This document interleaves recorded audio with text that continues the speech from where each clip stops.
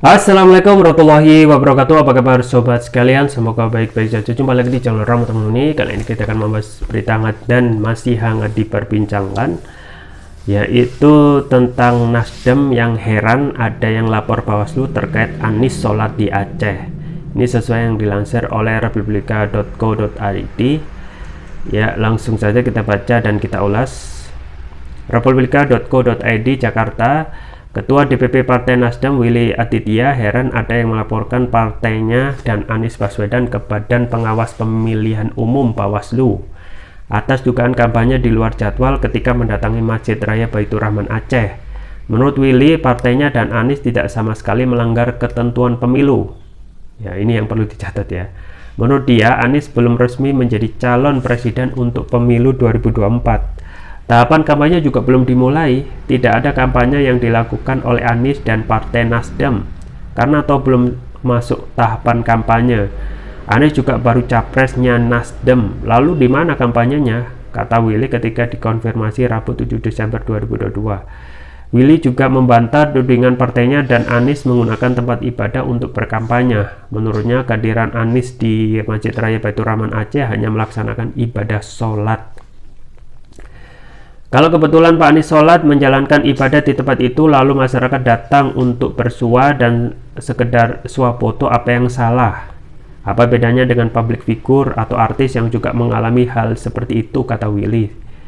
Willy menegaskan kunjungan Anies bersama Partai Nasdem ke sejumlah daerah selama ini hanya untuk mengenalkan Anies kepada masyarakat. Kalau kemudian sambutannya luas dan besar, yaitu artinya masyarakat sedemikian rindu sosok seperti Pak Anies, kata Wakil Ketua Badan Legislasi DPR itu. Pihak yang melaporkan Anies ke Bawaslu adalah Aliansi Pemuda Cinta Demokrasi (APCD). APCD menilai Anies telah melanggar sejumlah ketentuan ketika menerima dukungan capres dari masyarakat di Masjid Raya Baitur Rahman Aceh pada 2 Desember lalu. Kegiatan tersebut dinilai sebagai kampanye colongan atau kampanye di luar jadwal. Selain itu, Anies juga dinilai melanggar aturan kampanye karena menggunakan rumah ibadah sebagai tempat kampanye.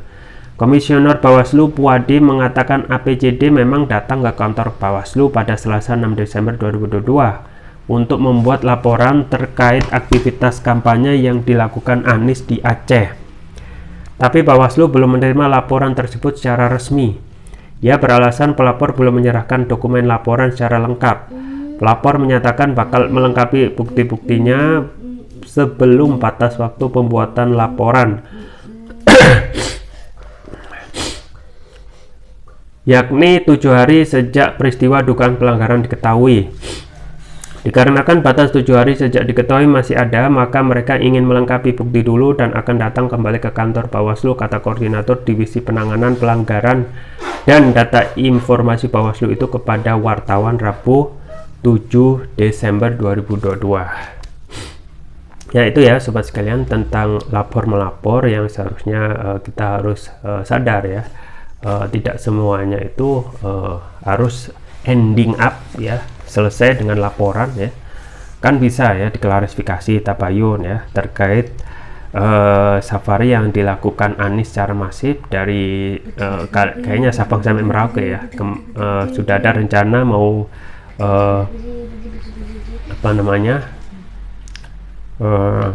kampanye atau safari politik ke Papua. Nah, apa yang dilaporkan oleh oleh APCD ini harus kembali lagi meletakkan pada faktanya ya. Pada faktanya ya, yang dilaporkan adalah kampanye. Yang menjadi pertanyaan, apakah Anies sudah menjadi mendaftar ke Bawaslu? Itu yang menjadi pertanyaan. Itu belum mendaftar ke KPU ya. Belum mendaftar ke KPU, maka kalau belum mendaftar ke KPU berarti tidak mempunyai keterikatan dengan KPU untuk menjalankan ya aturan-aturan dari KPU terkait juga kampanye. Nah, ini yang perlu dipahami dan juga perlu tekankan ya, karena kalau seperti kedepannya akan banyak safari politik yang dilakukan oleh Anies ya. Sedangkan Anies itu belum, pertama ya, KPU itu belum membuka pendaftaran ya.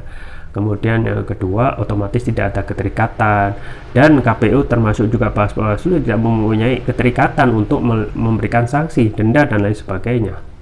Itu sama artinya kalau kita misalnya dilaporkan oleh UI ya, oleh Universitas Indonesia, padahal kita belum daftar ya, hanya mau akan mendaftar ya, berarti kan tidak mempunyai kekuatan dari universitas itu untuk memberikan sanksi ya dan lain sebagainya. Pun juga kita mau dilaporkan di apa namanya komunitas ya, mungkin kita belum daftar ya, otomatis komunitas itu punya aturan, dan aturan itu pasti akan mengikat, dan itu pasti tidak akan mengena kepada orang yang belum terikat oleh komunitas tersebut. Jadi sederhananya begitu.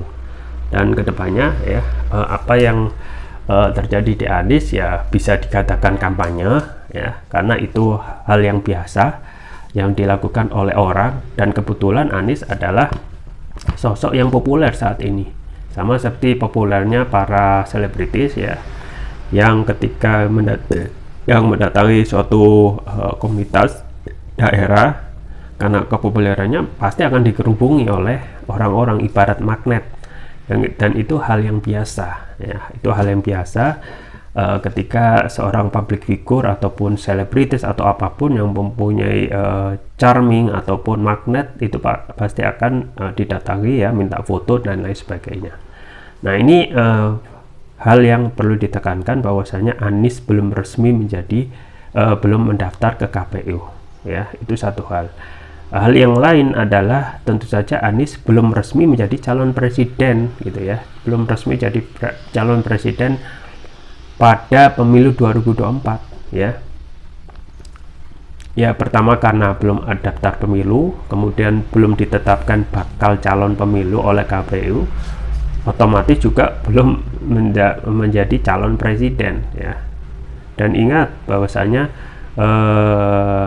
Anies itu juga koalisinya itu belum fix untuk mendeklarasikan. Satu yang mendeklarasikan itu baru Nasdem, untuk partai yang lain masih menimbang-nimbang, yaitu dari koalisi perubahan, yaitu Nasdem, PKS dan juga Demokrat. Itu meskipun sudah solid dan menyatakan fix, tapi belum hingga saat ini belum ada kejelasan akan mendeklarasikan. Sedangkan syarat pemilu Undang-Undang Pasal 222 tentang Undang-Undang Pemilu minimal 20% ya, threshold, presidensial threshold yang harus dipenuhi untuk mengajukan capres, calon presiden. Nah, Anies belum dideklarasikan partai koalisi itu belum mendeklarasikan, meskipun sudah kita ketahui ya, sudah ada fix tidak akan terus dalam koalisi perubahan antara Nasdem, Demokrat dan PKS. Dan memang sih ada kemungkinan ya akan dideklarasikan ya untuk masing-masing partai ya, tetapi itu kurang kompak ya. Kompaknya itu semuanya ya, tiga-tiganya itu untuk memberikan kepercayaan publik terkait solidnya koalisi perubahan. Nah itu satu hal. Jadi kedepannya kita akan ngakak juga kalau melihat ada laporan lagi terkait Anies kampanye di daerah A, kemudian Anies kampanye di daerah B, sedangkan Anies belum menjadi atau belum terdaftar sebagai peserta pemilu, sebagai bakal calon presiden ya. Itu level kedua. Level pertamanya koalisinya belum fix ya, belum deklarasi ya, bisa saja berubah sesuai dengan kepentingan masing-masing partai. Jadi masih long way to go ya, long way to go ya untuk Anies. Itu yang disampaikan juga kepada simpatisannya ya, masih jalannya masih panjang ya. Nah itu juga pencoblosan, kalau kita berhitung ya, kalau pencoblosan jadi 14 Februari dan tidak diundur sesuai dengan isu-isu yang beredar yang ingin diangkat lagi tentang penundaan pemilu, ya bisa kacau lagi gitu ya. Kan kemarin juga ada wacana untuk membuka kembali ya dan kita melihat gelagat dari pemerintah yang seakan cemas ya dengan berakhirnya masa berakhirnya masa jabatan ya pemerintahan Presiden Jokowi yang tinggal 2 tahun kurang lebih, dengan misalnya mengundang relawan ya. Nah, permasalahannya tugas presiden itu apa ya? Mengingat relawan itu kan hanya dibutuhkan ketika pencapresan ya, untuk memberikan bantuan terkait kampanye dan lain-lain, relawan ya. Tapi kalau sudah selesai pencapresan, sudah 2 tahun masa periode dan tinggal menyelesaikan 2 tahun lagi, ya tidak ada manfaatnya gitu ya. Dan saya yakin untuk relawan Jokowi itu pastilah akan selesai atau bubar setelah Presiden Jokowi itu ya lengser. Nah, setelah itu kita ketahui ini juga tudingan ya, bahwasanya menggunakan tempat ibadah untuk berkampanye ya. Nah, satu hal yang sifatnya juga diskriminatif adalah sering ya tuduhan sedari awal itu pemerintah memang tidak suka dengan oposisinya ya, kadang melakukan hal-hal yang di luar kewenangan ya, memakai kekuasaan untuk menghadang, termasuk juga yang melaporkan oposisinya itu cepat sekali untuk diproses. Ini hal-hal yang justru akan menurunkan kredibilitas pemerintah itu sendiri ya. Jadi pemerintah yang tugasnya hanya ya kalau KPU itu memfasilitasi pemilu, kalau pemerintah tentu saja harus netral. Jadi pemerintah Presiden Jokowi dengan sisa waktu 2 tahun ya harus fokus kepada tugasnya ya, bukan malah ya melakukan endorse kepada salah satu capres ya,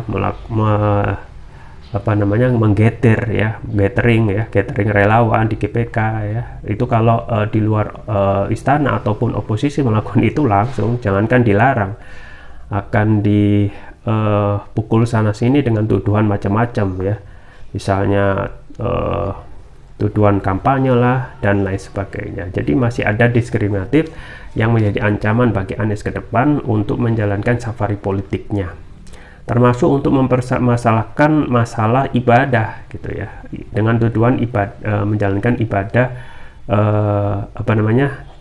menjalankan sholat ya, menjalankan ibadah itu dituduh melakukan kampanye di tempat ibadah. Ini juga aneh gitu ya, karena pada waktu Anies bersafari politik kebetulan pada waktu itu waktu sholat ya, apa salahnya ya langsung sholat di situ. Kalaupun itu rame kan itu bukan kesalahan orang tersebut atau kesalahan Anies. Jadi kita juga patut mengkritik pemerintah ya terkait ketika tidak suka terhadap oposisi ya, tidaklah boleh ya menggunakan state apparatus atau state financial research untuk menghalang-halangi seseorang untuk dalam rangka mendekatkan kepada rakyat ya. Jadi kampanye yang apalah itu namanya, tetap misalnya safari politik yang dikatakan sebagai kampanye itu bisa ya, tetapi kita ketahui Anies posisinya sebagai free agent ya, bukan sebagai ASN, bukan sebagai pejabat dan lain sebagainya. Jadi free agent yang bisa bebas ya, dan ini adalah yang namanya blessing in disguise ya, hikmah dibalik selesainya jabatan Anies sebagai gubernur. Di satu sisi orang melihat wah ini akan bisa menjegal yang namanya Anies effect dengan adanya kebijakan yang itu ya, menyelesaikan jabatan gubernur dan melaksanakan pilkada serentak ya. Dan ternyata setelah Anies selesai, bukan malah Anies itu jadi tidak baik ataupun gembel ya, tetapi justru ya gelombang Anies itu makin membesar ya. Ini adalah blessing in disguise ya, dibalik selesainya jabatan Anies. Nah, di satu sisi Anies tentu saja bebas, free agent ya, bukan pejabat, bukan ASN, dan dia tidak memakai state facilities ya, menyalahgunakan wewenang kekuasaan ya, yang harusnya tidak bisa diadukan, dilaporkan ya. Satu, dia belum terdaftar KPU, dia bukan ASN, tidak melanggar etika, tidak melanggar apapun karena dia free agent. Jadi ini ya yang terlihat cemas ya di para penduduk pemerintah, yang terlihat cemas dan gundah gulana melihat Anies Effect yang begitu membesar dan akan membesar seiring dengan pemerintah kalau ya tidak bisa memberikan kebijakan-kebijakan yang menguntungkan rakyat. Nah, ada satu sisi yang benar-benar melanggar ya, misalnya seseorang itu pejabat melakukan kampanye. Nah, ini baru melanggar penyalahgunaan wewenang ya, dan itu melanggar undang-undang. Misalnya ada Menteri BUMN yang fotonya maupun videonya nampang terus di ATM, bandara, dan lain sebagainya. Nah, ini tentu saja melanggar etik. Nah, apakah ini disebut kampanye? Iya, melanggar kampanye. Tetapi apakah bisa dilaporkan ke Bapilu? Ya belum ya. Kembali lagi, belum ada pembukaan capres ya maupun capres di KPU. Yang bisa dilaporkan ya menyalahgunakan wewenang kekuasaan. Bisa dilaporkan ke KPK ya karena penyalahgunaan wewenang ya. Bisa dilaporkan kepada bosnya dari Menteri BUMN, yaitu Presiden Jokowi ya. Itu ya sobat sekalian, jadi harus kita tempatkan segala sesuatunya kepada fakta dan fakta dan realita ya. Itu saja yang bisa saya sampaikan. Semoga bermanfaat. Jangan lupa like, share, dan subscribe. Sampai jumpa lagi. Wassalamualaikum warahmatullahi wabarakatuh.